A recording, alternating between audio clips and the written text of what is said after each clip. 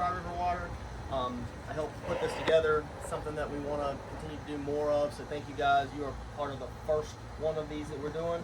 The plan is to kind of do something like this every month, move it around to different areas in our service area. So we're starting in Pittsboro.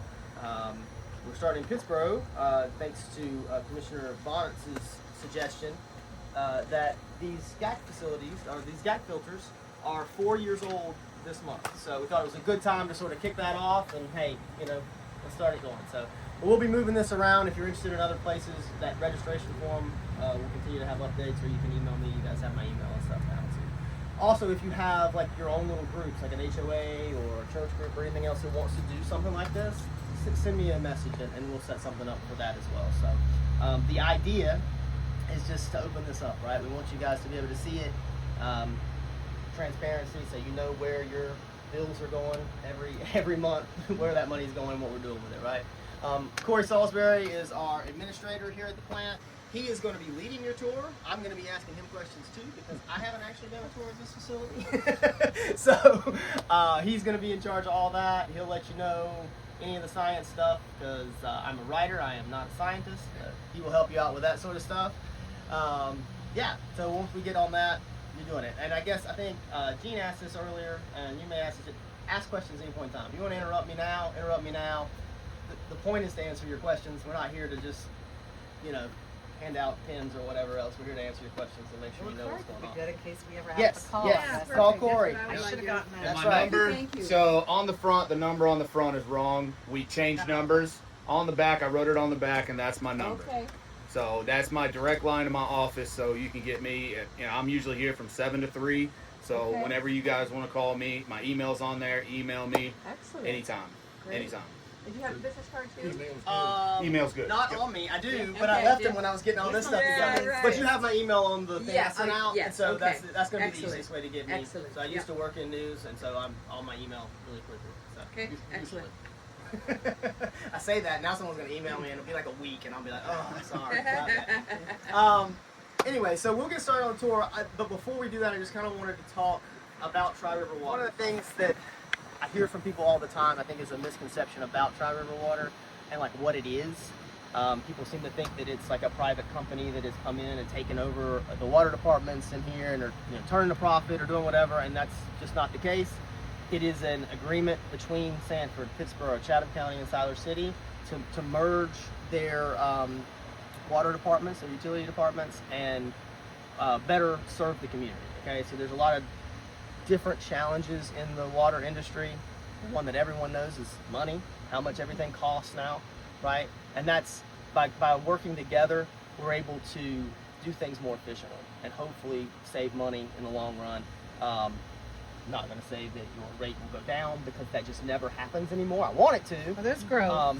But the idea, well, it's not even the growth. The idea, though, is to keep that rate from going up as much as maybe it would if you weren't, right? Because you have to share that cost somehow. And if it's Pittsboro with 2,000, 3,000, 4,000 people, how do you share that? Now, Pittsboro having 20,000 in a year or two, it's a different story. But the idea is to bring more people together so you can maintain the facilities. One thing that gets a little bit lost in there too is the thought that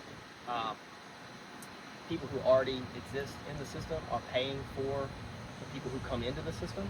There are fees associated with coming in that are, you know, tens of thousands, hundreds of thousands of dollars for people to sign in and tap into the system that help offset some of that stuff, right? The idea is those growth projects. So in Sanford, we're growing the water filtration plant. Funds raised by those fees go towards that, not necessarily your monthly bills. Your monthly bills go toward maintaining and upgrading the facilities as you need. So that's the finance department, but that's my layman's term translation of how that sort of works, if that makes sense. Anyway, what else do we want to know? That's kind of how TriRiver Water came to be, right? How we got to where we're at. Another point of TriRiver, the reason you merged, is to help reliability and redundancy. So all these systems are separate right now. Nothing has fully changed yet, but we're in the process of changing those things now, right?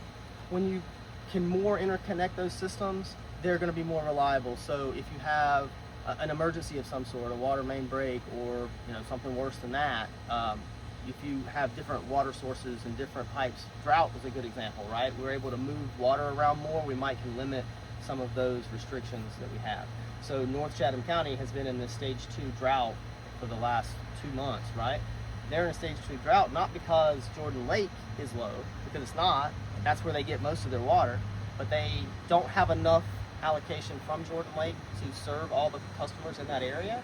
So they have a connection with Durham, and Durham's under stage 2 restrictions. So the whole system has to go into stage 2. So in however many years, if we can connect that system with Pittsboro and with Sanford in a situation where Lake Mickey or whatever Durham's pulling from goes down, but the Cape Fear River's not, maybe we can send more and supplement that water and move things around. So that's a way that we can be more resilient and keep your water access all the time instead of it coming on, right?